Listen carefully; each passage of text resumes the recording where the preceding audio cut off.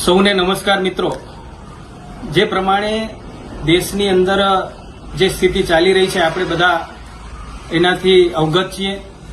જો કદાચ દેશની અંદર યુદ્ધની પરિસ્થિતિનું નિર્માણ થાય તો જેના ભાગરૂપે અલગ અલગ જાગૃતતાના પ્રયાસો થતા હોય।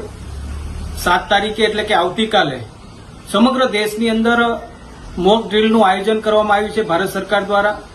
ત્યારે આ મોક ડ્રીલની અંદર આપણે પણ સૌ જોડાઈએ, તંત્રને, સરકારને આપણે સહયોગ કરીએ, કોઈ પણ ડર્યા વગર, ગભરાયા વગર, કારણ કે આપણા દેશનું એક મજબૂત નેતૃત્વ છે।